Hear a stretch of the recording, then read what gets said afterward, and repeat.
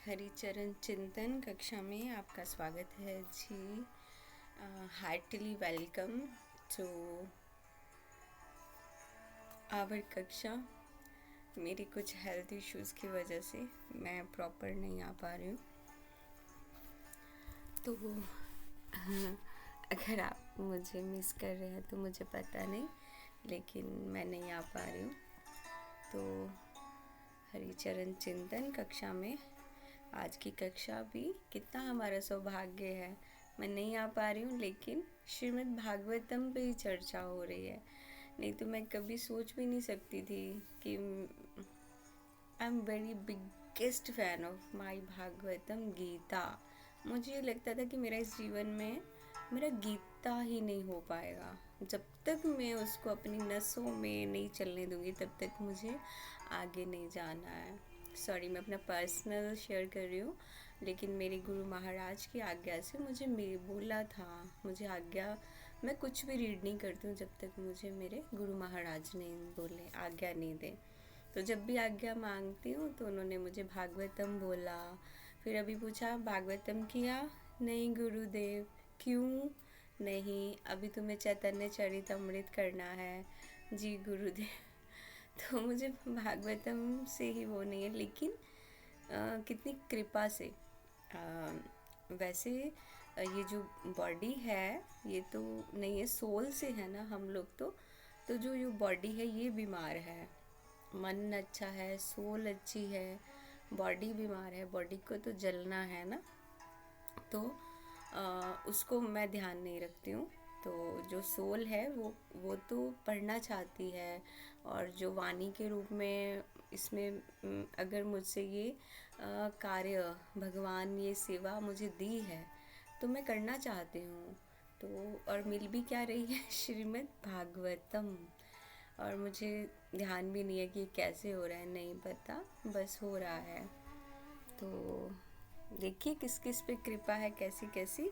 तो हरिचरण चिंतन कक्षा में आज भी हमारा श्रीमद् भागवतम पे second canto second chapter 10th श्लोक, उसके ऊपर हम चर्चा करते हुए सबसे पहले माता पिता को प्रणाम, और अपने गुरु महाराज को अपने अपने, और आप सबको तो है ही है, वैष्णवों के चरणों में राधा रानी देवी दासी का प्रणाम। तो माता पिता को प्रणाम। ओम ज्ञानम तिमिरन्धस्य ज्ञानाञ्जनशलाकया चक्षुरुन्मीलितं येन तस्मै श्री गुरुवे नमः। तप्त कांचन गौरांगी श्री राधे वृंदावनेश्वरी वृषभानुसुते देवी प्रणमामि हरिप्रिये। वाञ्छाकल्पतरुभ्यश्च कृपा सिन्धुभ्येव च पतितानां पावनेभ्यो वैष्णवेभ्यो नमो नमः। और चैतन्य महाप्रभु जो कलयुग के अवतार है, हम उनकी वंदना करते हैं, उनको प्रणाम करते हैं। नमो महावदनाय कृष्ण प्रेम प्रदायते कृष्णाय कृष्ण चैतन्य नामिने गौरद्विषे नमः। अगर हमें राधा कृष्ण का प्रेम चाहिए तो हमें महाप्रभु की आराधना करनी चाहिए, महाप्रभु को रोज प्रणाम करना चाहिए। अगर हमें युगल प्रेम चाहिए तो महाप्रभु के अलावा हमें कोई नहीं देख सकता है। चैतन्य महाप्रभु जो युगल रूप अवतार है, तो हमें उनसे कृपा मांगनी चाहिए। तो आज हमें 2.2 second chapter second canto 10th shloka के ऊपर चर्चा करनी है, तो उस पर करते हैं। मैं श्लोक आपको स्क्रीन पे शेयर कर दूंगी, तो उच्चारण करते हैं। उन्निद्राहर्त पंकजाकर्ण करिणकालय योगेश्वरा स्थापितं पादपल्लवं श्रीलक्षणं कौस्तुभं रत्नकन्धर ममलान् लक्ष्मया वनमालयार्चितम्। जय श्रीमद् भागवतम की जय। तो जैसे हम इसमें सुना है, उन्निद्रा, उन्निद्रा मतलब अवेक, जो जगे हुए होते हैं। एक तो होती है ना माया, माया होती है जो हमें सुला के रखती है। वो निद्रा, जो निद्रा से जगे हैं। और हर्त मीन्स हार्ट। आप इस श्लोक को निकाल लीजिएगा, आपका भी श्लोक रेडी हो जाएगा। और पंकजा, पंकज किसको बोलते हैं? लोटस फ्लावर, कमल को, कर्ण, कर्णिका अल्य, कर्णिकाल्य मतलब पूरा लाइन को हम बोले तो सरफेस ऑफ द रोल है ना, कर्णिका, योगीश्वरा पूरा इस लाइन में जो है। तो अष्टपिता यानी अष्टपिता प्लेस, जगह, जगह। पाद पल्लवम, हम भगवान के चरणों को बोलते हैं ना, भगवान के पाद पल्लवम, उनके लोटस फीट। श्री, श्री तो आपको पता है किसको बोलते हैं, गॉडेस ऑफ फॉर्च्यून, माँ लक्ष्मी। तो इसमें इस जो कैंटो में, इस वर्स में हमें भगवान के जो ऑर्नामेंट्स मीन आभूषण, भगवान जो आभूषण धारण करते हैं, फूल भगवान के गले में है। जैसे आप इस कक्षा को सुने तो प्लीज़ भगवान के को इमेजिन कीजिए, भगवान के रूप को, तो आपको बहुत जल्दी समझ आएगा कि भगवान की ट्रांसेंडेंटल दिव्य बॉडी है। तो उसके ऊपर कैसे कैसे है ना, कौस्तुभ मणि है और वनमाली फूल धारण किए हैं, कितने सुंदर वस्त्र हैं, उसके ऊपर डिस्कस कर रहे हैं इस श्लोक में शुकदेव गोस्वामी। और आगे प्रभुपाद हमें ये बता रहे हैं कि भगवान के रूप का जो हम डिस्कस कर रहे हैं, प्रभुपाद एक पॉइंट बता रहे हैं, जस्ट एक पॉइंट, कि भगवान का दिव्य शरीर, अलंकार, अलंकार, दिव्य शरीर, वस्त्र, सब, यहाँ तक कि जो फूल है ना वो भी अवतार है। क्या है? अवतार। कौस्तुभ मणि है, रत्न जड़ित है, वनमाला फूल, वनमाली फूल बोल लो, वनमाली, वनमाल है, अदर जितनी भी चीज़ें भगवान ने धारण की हैं सब क्या है? स्पिरिचुअल, आध्यात्मिक, लिविंग है, लिविंग। वो कोई जड़ नहीं है, लिविंग है, लिविंग है। भगवान की हर चीज़ का, भगवान जब अवतार लेते हैं तो भगवान के साथ सब आते हैं, सब अवतार लेते हैं। यहाँ तक कि भगवान की घंटी वो भी अवतार है, भगवान की वंशी वो भी अवतार है। उस पर हम चर्चा करेंगे। पता नहीं आपने इसको सुना होगा कि नहीं, मुझे भी इसी को पढ़ के पता चला था कि भगवान के आभूषण भी अवतार लेते हैं। हमने सुना था ना कि बलराम जी का इनकारनेशन, लक्ष्मण जी है ना, ऐसे ऐसे महाप्रभु ऐसे इनकारनेशंस आए आगे, बलराम जी के, कृष्ण के, है ना, इनकारनेशन है। तो सेम लाइक दैट आभूषण भी आते हैं। तो जब भी भगवान की लीलाएं होती हैं तो आभूषण भी, यहाँ तक कि फूल भी, क्योंकि सबको भगवान की सेवा करनी है तो किसी न किसी रूप में आते हैं। तो सब आभूषण भी अवतार लेते हैं। भगवान की घंटी कितनी सुंदर है, भगवान की घंटी हर टाइम टंग टंग टंग, क्या होता है वो, हम लोग सुनते ना टंट, वो नहीं है, भगवान का वो नाम लेती है। हम तो बजाते हैं ना, लेकिन घंटी आपको नहीं पता, या आप जानिए शास्त्रों के माध्यम से, वो तो भगवान का नाम पुकारती है और अपने आप को कितना भाग्यशाली समझती है। तो घंटी के अवतार कौन थे? अगर आप चाहो तो आप लिख सकते हो, वेदांत देशिका, घंटी का अवतार लिया वेदांत देशिका। वो आचार्य थे, उन्होंने बहुत सारे ग्रंथ लिखे और उनको घंटा अवतार भी बोला जाता था। और कौस्तुभ मणि उनका अवतार हुए, उनकी इनकारनेशन हुए वल्लभाचार्य जी। और भगवान के कंधे पे आप इमेजिन कीजिए, हमेशा आपने सुंदर ही गार्लैंड देखा है, उसको, वो कौन सी है? वनमाला फूल। वो लिविंग है, जिंदा है, ऐसा नहीं है कि वो जड़ है बस ऐसा उतारा, नहीं। वनमाला फूल, उसने किसका अवतार लिया? निम्बार्कचार्य, नहीं, उसका भी अवतार निम्बार्कचार्य जी ने तो सुदर्शन चक्र, सुदर्शन चक्र, सुदर्शन चक्र का इनकारनेशन निम्बार्कचार्य। वनमाला फूल वो भी लिविंग है ना।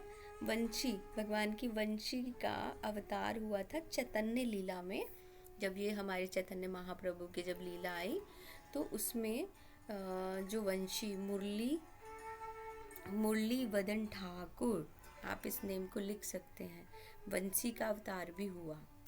वो मुरलीवर्धन ठाकुर जी के नाम से।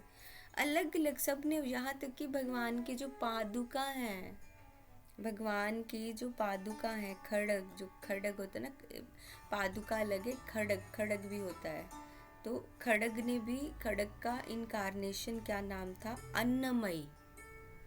अन्नमयी, इसको लिखना पड़ेगा और आपको याद रहेगा कि देखिए भगवान के खड़ग, खड़ग तो एक जो हाथ में होता है ना, उसने भी अवतार लिया। और यहाँ तक कि जब हम सुनते हैं ना गरुड़ पुराण में, विरजा नदी, विरजा नदी ने बोला मुझे भी आना है सेवा में। तो विरजा नदी क्या हुए? गोपी, विरजा गोपी, विरजा गोपी बने। और कल्प वृक्ष, उसको हम कैसे भूल सकते हैं? कल्प वृक्ष नहीं भूल सकते ना। कल्प वृक्ष, कल्प वृक्ष का अवतार गौड़ीय जिस संप्रदाय में हम हैं, भगवान की कृपा से, श्री जी की कृपा से, माधवेंद्रपुरी जी। जब आप जगन्नाथपुरी जाएंगे, वहाँ पे गौड़ीय हमारी संप्रदाय में माधवेंद्रपुरी जी का भी टेम्पल है। तो वो किसके थे? कल्प वृक्ष का अवतार। मतलब भगवान के सारे आभूषण अवतार लेते हैं। कितनी बड़ी बात है ना, कि कोई भी नहीं रहना चाहता है भगवान के बिना। अगर आप जा रहे हैं तो हमें भी आना है, तो अवतार लेते हैं। लेकिन क्यों लेते हैं, ये क्वेश्चन आता है। क्यों लेते हैं? क्योंकि उनको सेवा करनी है। मेन चीज़ तो सेवा है। इसलिए मैं कई बार सोचती हूँ कि मेरे को गुरुदेव ने चूज़ किया, या हम सबको चूज़ किया, हम गौड़ीय वैष्णव संप्रदाय में आए। मतलब मैं बहुत भाग्यशाली महसूस करती हूँ अपने आप को। मेरी संप्रदाय में आके सब भाग्यशाली हैं, लेकिन मैंने सेवा का महत्व समझा कि सेवा क्या है। और शायद मेरी लाइफ में मैं बचपन से ही सेवा ही करती थी। हमारे घर के पास एक काली माँ का मंदिर और शिव मंदिर, ऑलवेज जाना है। मुझे नहीं पता लोग जल चढ़ा रहे हैं क्या, मुझे समझ ही नहीं पड़ता था। मेरे को क्या करना है? सोहनी सेवा, उसके बाद पोछे, झाड़ू पोछा है बस, और जूते लोगों के सेट करके रखने हैं, बस यही यही यही यही यही यही। मेरे को फिर आगे आए, आगे फिर मेरे को जोगेश्वर महादेव मिले, वो भी महादेव। वहाँ भी मैं सब दुनिया से छुप के यही करती थी। इसी तरह मेरे को मेरा गौड़ीय वैष्णव संप्रदाय मिला। यहाँ पे मुझे भी सेवा का महत्व पता चला कि सेवा क्या है। वो तो मैं एक बच्चे की तरह उस भाव में करती थी कि कुछ नहीं पता है, बस पता है कि मुझे करना करना करना है। फिर जब ठाकुर जी की कृपा से, किशोरी की कृपा से मुझे धाम मिला, वास मिला, फिर पता चला साधु संग, इसलिए बोलते ना साधु संग सर्व शास्त्र कहे, कि क्यों साधु संग है। हमें दूसरों की संग नहीं करना है, हम खुद डिस्ट्रैक्ट हो जाएंगे, हम अपने रास्ते से भटक जाएंगे। सब साधु देखने वाले साधु हैं, बस कोई भी नहीं है शायद अपने गुरु के अलावा। इसलिए हम जहाँ जहाँ हैं अपने गुरु को हमें मानना चाहिए, और हो सके तो हमें किसी इधर उधर नहीं सुनना है, किसी को भी। तो विरजा गोपी हुए, कल्प वृक्ष का अवतार हुए माधवेंद्र जी। तो वो सब क्या करने आए? सेवा। ऐसा नहीं है कि वो असंतुष्ट थे, ऐसा नहीं था कि भगवान के ऑर्नामेंट्स हैं, फ्लावर्स हैं, क्लॉथिंग, वो असंतुष्ट नहीं थे, वो संतुष्ट थे। कि ऐसा नहीं कि उनको अभी अच्छा गोपियां हैं, हम गोपियों से उच्च हो जाएंगे, नहीं। सबसे मेन बात है कि धाम में ना ये सब ईर्ष्या नहीं है। हाँ, धाम की ये बात होती है कि एक दूसरे को प्रेज करना है। देखिए गोपियाँ कितनी उच्च है ना, हमारे शास्त्रों में गोपी प्रेम सबसे उच्च बोला गया। तो अब क्या चल रहा है? हम वस्त्र पहन के गोपी बन जाएंगे? नहीं, जब तक हृदय में दया, दीनता, सरलता जो झलकती है। आजकल तो ट्रिपल फेस है लोगों के मुंह पे। अभी किसी के सामने दीन बनेंगे, सेकंड पार्ट में कुछ और आ जाएगा, थर्ड पार्ट में तो और भी डिस्कस्टिंग आ जाएगा। आता है ना? प्लीज़, मैं ये सच बोल रही हूँ क्योंकि मैं उस जगह पे हूँ। इस जगह पे हूँ कि मैं इसमें कुछ भी, मुझे बटरिंग ना नहीं करना है, और मैं कुछ नहीं, एक सत्य से सामना करवा रही हूँ, सत्य से। मुझे औरों की तरह कुछ झूठ नहीं बोलना है, ये आजकल का सत्य है। तो उसको हमें स्वीकार कर लेंगे तो उतना ही अच्छा है, बहुत अच्छा है। गोपी भाव प्राप्त करना बहुत मुश्किल है। गोपी नहीं मिल सकते। गोपी भाव बहुत बहुत बहुत बहुत उच्च हाईएस्ट लेवल है गोपी का। तो इसलिए आभूषण गोपी भी नहीं बनना चाहते, वो अपनी जगह पे संतुष्ट हैं। और वो भगवान जैसे गोलोक से इस लोक में आए, तो उनको भी आना है कि भगवान की सेवा करनी है। और गोपियों की तो वो प्रेज करते हैं, गोपियाँ कितनी उच्च है, उनको ब्रह्म भगवान का प्रेम मिला। और गोपियों को देखो, वो गोवर्धन को उच्च बोलते हैं। गोवर्धन महाराज कितने सौभाग्यशाली हैं, भगवान ने उनको 7 दिन तक उठाया। वो गोवर्धन की प्रेज करते हैं। यही होते हैं वैष्णवों के गुण। वो अपने आप को बिल्कुल तुच्छ बोलेंगे, ये वैष्णव का सबसे पहला गुण है। उसको प्रेजिंग नहीं चाहिए। अगर आप किसी वैष्णव को ना प्रेज कर दोगे, उसकी आरती उतार दोगे, वैष्णव की आंखों से आंसू आंसू झलकेंगे कि प्लीज़ मेरे में पात्रता नहीं है, मेरी पूजा मत करो, मेरे गुरु मेरे भगवान की करो। मेरे में क्या है, मैं तो गृहस्थ जीवन जी रही हूँ या जी रहा हूँ, मुझे क्यों। और अधिकार भी नहीं है कि हम अपनी पूजा करवाएं। इससे पता और घमंड आता है। बल्कि हमें जो हमारी पूजा अर्चना करना चाहते हैं ना, उसी टाइम उनके पाँव में गिरना चाहो, उनके पाँव छूने चाहिए। उससे क्या होगा, हमारे हृदय में जो अहंकार ईगो जगह ले रहा है ना, वो उसी टाइम ख़त्म हो जाएगा, उसी टाइम ख़त्म हो जाएगा। क्यों? बड़ा होके क्या करना है, हमें तो निम्न रहना चाहिए ना। निम्न, फिर उसको ये नहीं बोल सकते लोग कर रहे हैं। लोग क्यों कर रहे हैं, पहले ये तो देखिए क्यों। तो हाँ, अपने अंदर वो क्वालिटी नहीं है, हमें भगवान का उसकी ओर लगाना है। हाँ, मतलब हाईएस्ट लेवल गोपियों का है, हमारा नहीं। गोलोक में भी देखो भगवान की चप्पल।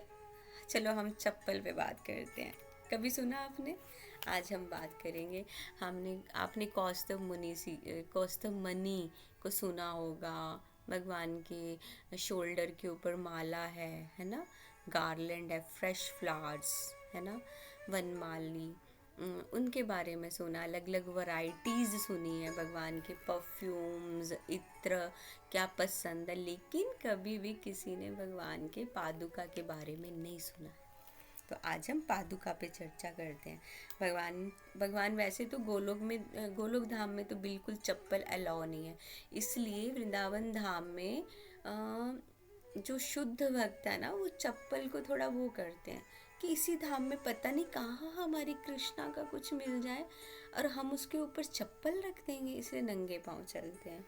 पर लेकिन वैकुंठ में पहनते हैं, गोलोक में नहीं पहनते। टोट्रापट्टी नाम के हुए, वो उन्होंने पादुका का ये लिया था अवतार, इनकारनेशन। ये सब भक्त हैं, ये कोई वो नहीं है, सब भक्त एक दूसरे का गुणगान कर रहे हैं, गुणगान करें। अब लक्ष्मी जी, आप सबसे पहले लक्ष्मी जी कितनी प्रिय है ना भगवान को। लक्ष्मी जी चाहें तो भगवान पे के वक्ष स्थल पे कौस्तुभ मणि की जगह पे वो निवास कर सकती हैं। लेकिन लक्ष्मी जी ने क्या चूज़ किया? भगवान के चरण। वो चरणों की सेवा करती हैं। चरणों की सेवा करते करते फिर भी लक्ष्मी जी भगवान की पादुका का गुणगान करती हैं कि ये देखो ना, मतलब मेरे स्वामी की पादुका कितनी भाग्यशाली है। जब भी भगवान कहीं जाते हैं पादुका धारण करते हैं, मैं तो यहीं रह जाती हूँ, ये तो इनके साथ ही रहती है। उनको वो पादुका का गुणगान करती है। श्री संप्रदाय के, जो अभी हमने चर्चा की, वेदांत देशिका नाम के, तो गोपियाँ बताया कि वो तो गोवर्धन का, मतलब सब एक दूसरे का गुणगान करते हैं। अपने को उच्च कोई नहीं बोलता है। आजकल आप किसी का अगर गुणगान नहीं करेंगे ना, अगर उसको थोड़ा सा, वैसे तो मैं जहाँ तक मैं बोलना भी गलत है, मतलब जहाँ तक मैं मेरा थोड़ा सोच है ना, मेरे जो क्लोज वन है, मैं कभी तारीफ़ नहीं कर पाती हूँ। मैं सोचती हूँ कि सत्य बताना है, सत्य बताना है। क्यों सत्य बताना? तारीफ़ तो सब करेंगे, बटरिंग कर कर करके वो इंसान और गलत करता जाएगा। अगर हम उसको सच बताएंगे तो शायद इम्प्रूव हो, है ना। गुणगान करना, उच्च बताना सब ठीक है। वो गोलोक धाम है, वहाँ गोपियाँ हैं, मंजरी भाव है, उतने उच्च तो नहीं है ना हम लोग। तो क्यों नहीं सही रास्ते पे चलने के लिए एक दूसरे को, जो गलत हो रहा है उसको सही रास्ते पे किया जाए। अगर मैं जो सोचती हूँ, मेरे हिसाब से अगर कोई गलत कर रहा है ना, तो उसको वो सही नहीं बता रहा, वो बोल रहा हाँ हाँ आगे खाइए, आगे खाइए, वो जाने को बोलेगा, दैट मीन्स कि वो उसका दुश्मन है। लेकिन आजकल कलयुग में जो तारीफ करता है वो फ्रेंड है। जिसने थोड़ा सा गलत बोला, तुम्हारी पूरी की पूरी चीज़ों को तुम्हारे सामने रख दिया, वो क्या हो जाएगा? दुश्मन। तो ये स्किल्स हैं, इसको हम समझ नहीं पाते। जो हमारी तारीफ़ करेंगे हम उनके पास जाए, ये नहीं जानेंगे कि इसमें तो बटरिंग है। लेकिन जो भी है ठीक है, अब ये युग ही ऐसा है। तो हमें कोशिश करनी चाहिए सबसे दूर रह के श्रीमद् भागवतम को, श्रीमद् गीता को अपना संग बनाना चाहिए, आलिंगन करना चाहिए। अगर हम नहीं पढ़ पाते ना, एक एक अक्षर जो स्वयं भगवान है उसके ऊपर हाथ रखिए, हाथ रखिए, आंखें बंद कीजिए और उनको फील कीजिए। जब आप फील करोगे ना, मैंने बहुत बार किया, ऐसे फील करेंगे ना, वो आपके हृदय तक जाएंगे। मुझे खुद विश्वास नहीं हो रहा कि मैं भागवतम पढ़ रही हूँ, विश्वास ही नहीं हो रहा है कि मैंने अपने जीवन में सोचा था मैं कभी गीता से ऊपर नहीं उठूँगी, और मुझे नेक्स्ट जन्म की मेरी बहुत सारी इच्छाएं हैं, और मैंने एक कॉपी लगाई हुई है जिस पे मैं लिखती हूँ कि मेरे को अब नेक्स्ट जन्म लेना पड़ेगा, जिस पे मेरा चैतन्य चरितमृत नहीं हुआ है, मेरा भागवतम नहीं हुआ है। तो उस जीवन में आके मुझे ये करना पड़ेगा। मेरा मेरा भक्ति संपूर्ण नहीं हो पाएगी, कंप्लीट भक्ति कंप्लीट नहीं होगी तो कैसे आगे रास्ता मिलेगा? तो सेम ऐसे, तो कैसे इसको एक्सप्लेन करूँ, मुझे भी नहीं पता। वेदांत देशिका जो घंटी का अवतार हुए, उनको घंटी अवतार भी कहते थे। तो उन्होंने पादुका पे ही पता है सहस्त्र नाम लिख दिया, सिर्फ पादुका पे। जब इतने उच्च उच्च भक्त देखते हैं ना, तो अपने आप पे सोच के ऐसे होता है कि हम क्या कर रहे हैं, हम हरि नाम भी अच्छे से नहीं कर पा। उन्होंने 1000 श्लोक लिखे पादुका पर, लेकिन और 120 बुक्स अलग लिखी। अब आप बताओ, अभी हम बात करें, अगर आप सुनेंगे क्लास को, उसके बाद आप ट्राई कीजिए, भगवान की पादुका के ऊपर 1000 वर्ड भी नहीं आप लिख पाएंगे। मैं भी नहीं लिख पाऊंगी मेरे से तो 5 भी नहीं लिखे गए थे। तो इसको भी लक्ष्मी माँ कितना सौभाग्य माँ बोल रही है, पादुका इतनी सौभाग्यवान है, मैं प्रभु के साथ रहती हूँ, वो गुणगान करती रहती हूँ, करती रहती है। गोपी भाव कितना उच्च लेवल है, लेकिन वहाँ भी नहीं है। गोपियाँ गोवर्धन जी की बहुत उच्च, बहुत ज़्यादा प्रेज करती हैं। वेणु, उसको तो हम भूल ही नहीं सकते। राधा रानी कितनी बार कृष्ण की वेणु चुराते थे कि उनको लगता था कि देखो मैं तो नहीं हूँ, तो ये वेणु, उनको जेलसी होती थी। हर टाइम भगवान के अद्रामृत पे रसपान करती है। ये तो मुझसे भी ज़्यादा, ये तो वंशी जो है, ये मुझसे भी ज़्यादा सौभाग्यशाली है। अद्रामृत पीती है, उनके साथ रहती है, मेरा ये भाग्य क्यों नहीं है? तो राधा रानी क्या करते थे, वेणु को चुराते थे। आप वृंदावन आए हैं ना, तो निधिवन जाना। निधिवन के अंदर अंदर एक टेम्पल है जिसमें किशोरी जी के पास वेणु है। हाँ, आप दर्शन कीजिएगा बहुत सारी लीलाएं हैं। तो इसी तरह भगवान के जितने भी आभूषण हैं, उन्होंने अवतार लिया है, भगवान की हर लीला में वो आते हैं। अब धाम में